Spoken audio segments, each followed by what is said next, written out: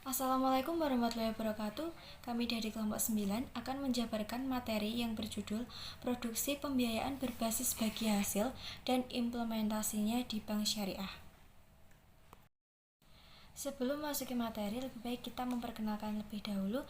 Nama saya Grace Laviska Apriliani sebagai moderator dan pemateri 1, dan Siti Rukmana sebagai pemateri 2, dan Teguh Indah Rahayu sebagai pemateri 3.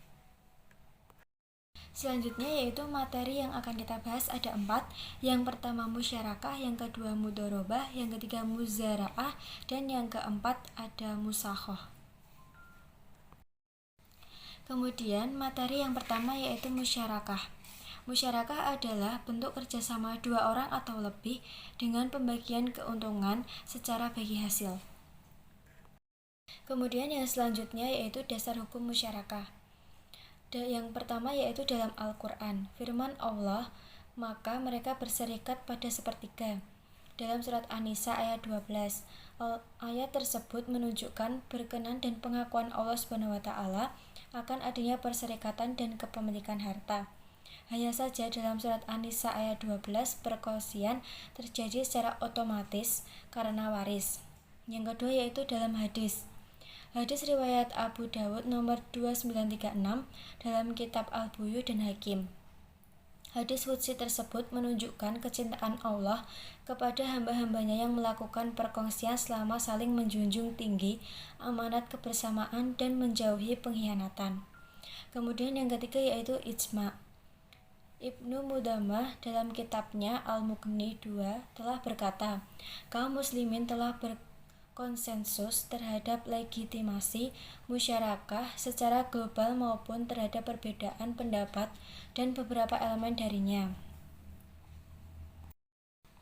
Kemudian yang selanjutnya yaitu rukun dalam musyarakah. Terdapat beberapa rukun dalam musyarakah yaitu ijab qabul, yaitu adanya kesepakatan di antara kedua belah pihak. Ada dua pihak yang berakad dan memiliki kecakapan dalam pengelolaan harta. Kemudian objek akad, yaitu mencakup modal dan pekerjaan. Dan yang terakhir nisbah bagi hasil. Selanjutnya mudarobah. Menurut istilah fikih, mudarobah ialah akad perjanjian kerjasama usaha antara kedua belah pihak yang salah satu dari keduanya memberi modal kepada yang lain supaya dikembangkan, sedangkan keuntungannya dibagi antara keduanya sesuai dengan ketentuan yang disepakati. Dasar-dasar mudarobah. Yang pertama ada Al-Quran. Firman Allah, Dia mengetahui bahwa akan ada di antara kamu orang-orang yang sakit dan orang-orang yang berjalan di muka bumi mencari sebagian karunia Allah, dan orang-orang yang lain lagi yang berperang di jalan Allah. Quran Surat Al-Muzammil ayat 20. Yang kedua ada Al-Hadis.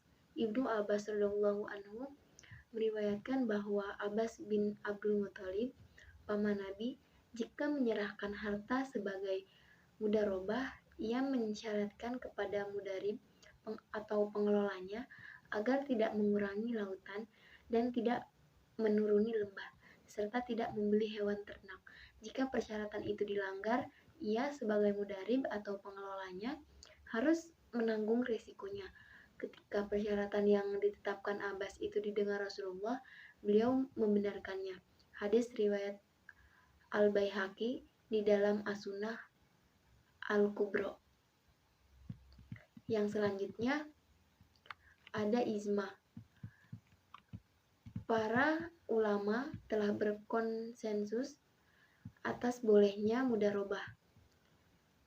Bidayatul Mujtahid karya Ibnu Rusd diriwayatkan sejumlah sahabat menyerahkan kepada orang mudarib harta anak yatim sebagai mudarobah, dan tak ada seorang pun yang mengingkari mereka.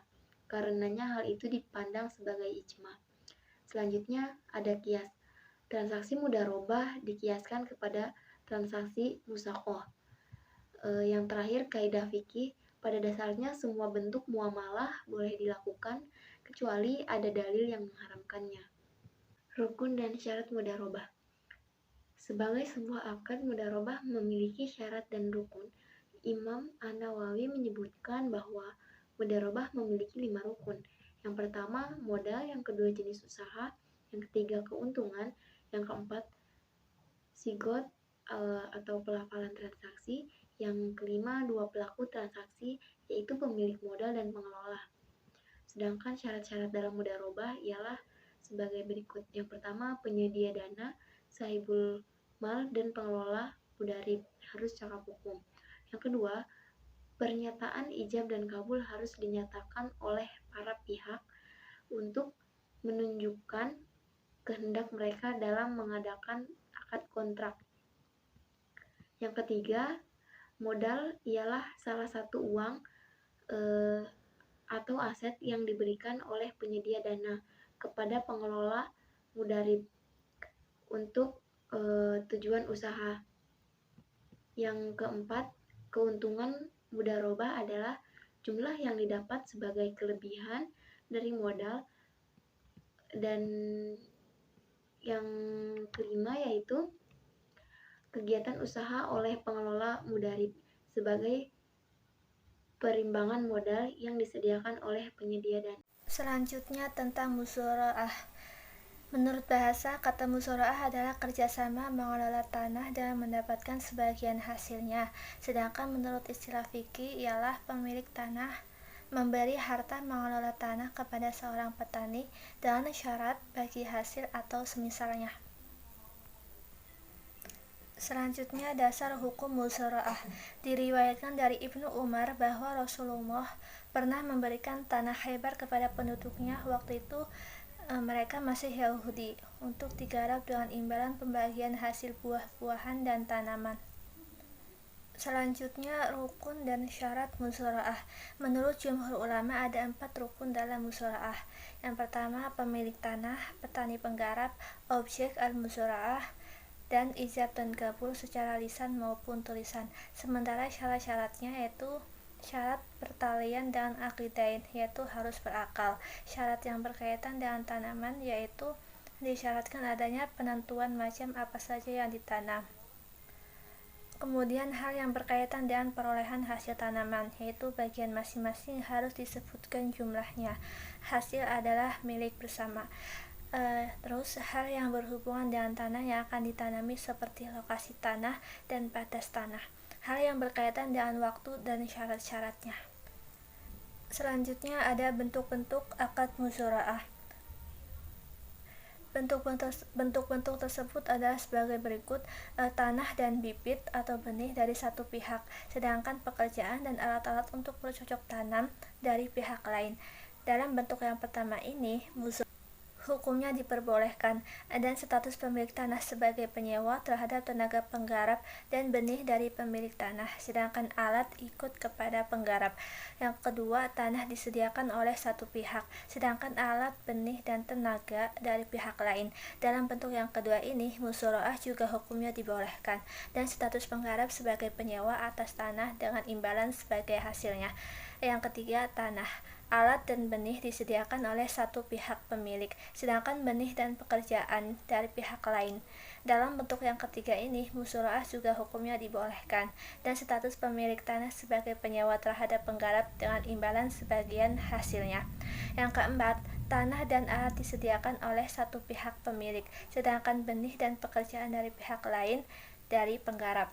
Dalam bentuk yang keempat ini, menurut zahir riwayat, musyawarah menjadi fasid. Hal ini dikarenakan andai kata akad itu dianggap sebagai menyewa tanah, maka disyaratkan alat cocok tanam dari pemilik tanah menyebabkan sewa-menyewa menjadi fasid, sebab tidak mungkin alat ikut kepada tanah karena keduanya berbeda manfaatnya. Selanjutnya berakhirnya akad musyawarah. Musyawarah terkadang berakhir karena telah terwujudnya maksud dan tujuan akad. Misalnya tanaman telah selesai dipanen. Akan tetapi terkadang akad musyawarah berakhir sebelum terwujudnya tujuan musyawarah. Selanjutnya musaqoh. Musaqoh adalah bentuk yang lebih sederhana dari musyawarah, di mana si penggarap hanya bertanggung jawab atas penyiraman dan pemeliharaan sebagai imbalan. Si penggarap berhak atas nisbah tersebut dari hasil panen. Selanjutnya syarat dan rukun musaqoh. Syarat-syarat musaqoh yaitu kecakapan akidain, objek akad, membebaskan amil dari pohon, dan kepemilikan bersama dalam hasil yang diperoleh. Dalam sebuah buku terjemah Fiqhul Islami oleh Haji Sulaiman Rasyid menyatakan bahwa rukun musako adalah baik pemilik maupun pengolah sama-sama berhak menasarufkan harta keduanya. Kebun, yaitu semula pohon yang berbuah, boleh diparokan, sekalipun palawijaya yang hanya satu kali berbuah, seperti padi, jagung, dan sebagainya.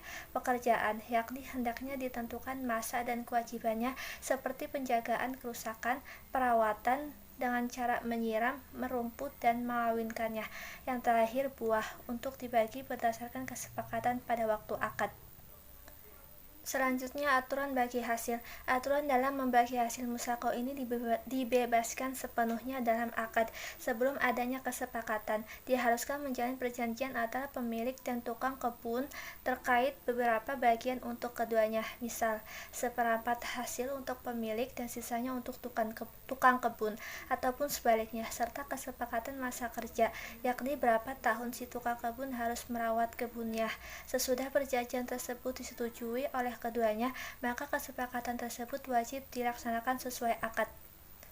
Terakhir, berakhirnya akad musakoh, yaitu tenggang waktu yang disepakati dalam akad telah habis, salah satu pihak meninggal dunia, dan terakhir ada uzur yang membuat salah satu pihak tidak boleh melanjutkan akad. Demikian penjabaran materi dari kami. Bila ada salahnya kami mohon maaf. Wassalamualaikum warahmatullahi wabarakatuh.